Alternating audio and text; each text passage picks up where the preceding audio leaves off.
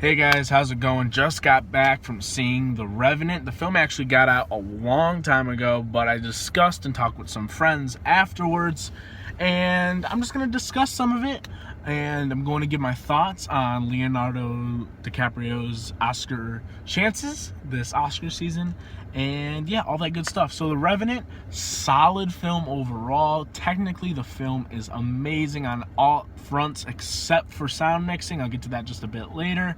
Leonardo DiCaprio is amazing. Tom Hardy's great. Supporting cast members Domhnall Gleeson and Will Poulter are just fantastic rising stars. Hopefully their faces get more recognized, especially Gleeson with Ex Machina, Star Wars, and now The Revenant. And this is directed by Alejandro Inarritu, who directed Birdman last year, which won Best Picture at the Oscars. Great film. Love that film. Incredible. But The Revenant, solid film. I just feel like the film was it kind of let me down a little bit. I knew what I was expecting going in. I didn't expect some full-blown action, visceral, bloody, gun shooting fest. I didn't expect that. I expected a solid film that kind of studied its characters a bit, with a pretty good story. It was a revenge story. We all knew this going in. But the thing is, the revenge story, when you're watching the film, you just don't care. I just feel like you don't really...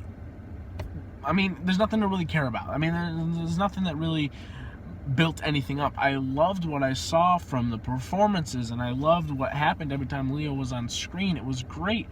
But even sometimes you were just like, how is this dude alive? I believe there is a chance to debate on that, on how and why he's alive. I don't want to give away any spoilers, but that can be talked about later on in a spoiler review potentially. But I just felt like the film needed something more, and I can't quite put my tongue on it. I just feel like when it cut to credits, I just kind of felt like solid. Love the final 10 minutes. The final 10 minutes are just beautiful, amazing. But when it cut to credits, I was just kind of like, good. Not a top 10 film for me. Just gonna miss my top 10, 11 or 12, depends. Haven't really decided yet. But when I talked to my friends afterwards, we were kind of discussing, and we all agreed. We all said, solid film, great performances, love the visceral action, but you kind of just don't care that much. And it's really disappointing, because I was really excited for this film. Back when they first released the photo of Leonardo DiCaprio in The Revenant playing Hugh Glass, I said, you know what? I think this is Leo's year. He's going to do it. He's finally going to get that Oscar on his mantle. Now, after seeing the film, is he getting the Oscar in 1 month? Is he going to be on stage giving the long-awaited acceptance speech? Is it his time? And the answer is no. Why? Because there just happens to be someone better. Every year DiCaprio gives a damn fine performance, and that's what sucks. Leonardo DiCaprio gives an amazing performance. He poured his heart and soul into it. He ate real bison liver. I believe he slept in a real carcass. He was living hell on set because of how cold it was. He put his all into it. The film was shot in natural light. They didn't use studio lights. The cinematography is beautiful. All this is amazing, and Leo is... But he's not going to win. I don't think he's going to win. I predicted he would win, but after seeing 73 films this year and seeing some films that are getting lots of Oscar buzz and seeing lots of performances that are getting Oscar buzz, I believe that he is going to miss the mark again. And it's disappointing. Do I want him to win? Of course I want him to win. I just don't think they're going to give it to him. He poured everything into it. He almost basically gave his life. The guy died like 5 times in the movie. Not a spoiler, it's totally a joke. But I just really hope the Oscars don't give him the Oscar for what he went through for the performance. And they love those type of performances. Now, does his character speak a lot in the film? No, that's not a spoiler. But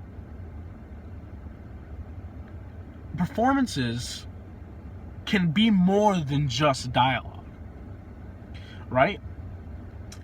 In his performance, there's a lot of emotion. But like I said earlier, you just don't buy it. I don't know why.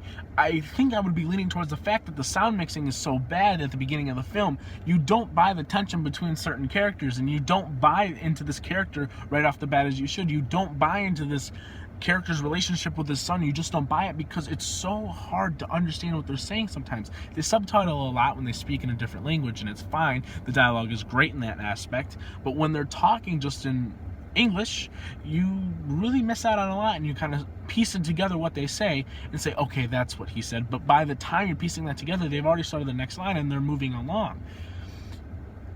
And that's what sucks. And I believe that's why you just don't buy into the emotion that he's giving. This guy is going through hell time and time again, but you just don't care. You want to see it, you want it because it's awesome and it's visceral and it's disgusting and it leaves you feeling odd. But the performance that's going to edge him out this year is going to be Michael Fassbender for his performance as Steve Jobs in the movie Steve Jobs, directed by Danny Boyle and written by Aaron Sorkin. Now, a lot of people like to say, well, he doesn't look like Steve Jobs. Well, that's irrelevant. It doesn't matter.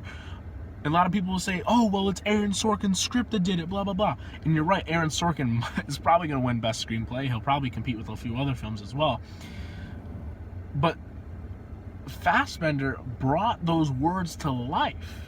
He gave those words more meaning, more weight, and you bought his performance. The weakest part of Steve Jobs was probably I personally enjoyed it, but a lot of people would say the weakest part of the film is his relationship with his daughter. But I happen to enjoy it. I think the film is amazing. But I believe Fassbender, he brings these words to life, and you buy into his performance. Does he look like him? Not really. Sometimes, yes. But you buy into what he is saying, what he's doing. You feel the pessimism, you feel his traits, you feel that, and you see that Steve Jobs is an asshole. This guy's an asshole. You hate this guy. Pardon my language. You don't like him. And that's part of a great performance, and I believe that's why he's going to win. In The Revenant, DiCaprio gives a great performance, but you just don't care. And that's the problem. Will he compete? Will he be nominated? Abso-freaking-lutely. He deserves it. But Fassbender's ahead of him. A lot of people think that Eddie Redmayne in The Danish Girl is ahead of him. A lot of people think that Paul Dano, if nominated for Best Actor and not Supporting Actor, which he'll probably be nominated for Supporting Actor ahead of Actor, although I completely disagree. A lot of people think Paul Dano, if he's nominated for Best Actor, is even ahead of him. And Leo will still be in the top 5 leading male performances of the year. And that in itself is still an accomplishment. Okay? And he's done this time and time again, but when you go back and you look at all the years Leo has been nominated, you look and see who he was competing against, and you say, you know what? The guy that won that year, kudos to you. You just gave a better performance than Leo, and that's what sucks. A lot of people just want to give him the Oscar for how great he is. I just don't think it should work that way. But Fassbender and Steve Jobs, bar none, is one of the best performances I've seen in 2 years, 3 years. Great performance, and I think he's definitely going to win. Not definitely, excuse me. I think he has the best shot of winning. Dano being the dark horse for Love and Mercy, great film, check it out.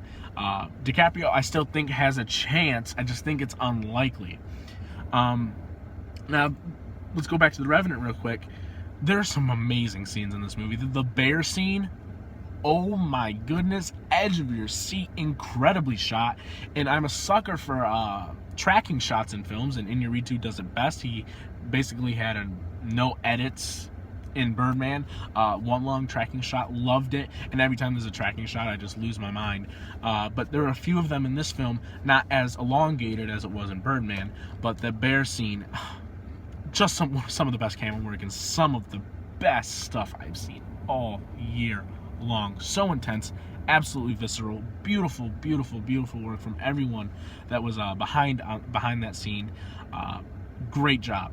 But I just feel like The Revenant was just a little bit of a letdown. I was hoping for a top 10 film, and I'm not trying to say the expectations got in the way. I knew what I was expecting. I was expecting more of like a drama in a sense, a little bit more of a character study, but we didn't even really get that. I just didn't care. There was not even a lot of stuff was going on. You just, well, okay, that's good. Like I said, the final 10 minutes is some of the best work I've seen in a long time. The bear scene is amazing. The cinematography this is the best year we've seen for cinematography as well. And if The Revenant doesn't win, I might be upset. But if Sicario wins, I'll still feel happy. But if Sicario loses and The Revenant wins, I'll still... The cinematography category is going to be ridiculous this year. Insane. Absolutely stacked. If one film gets left off, like The Martian or Macbeth, if any of those films get left off, you're going to feel upset. Mad Max Fury Road was another beautifully shot film this year. But before I go off on a tangent, I got to let you guys go.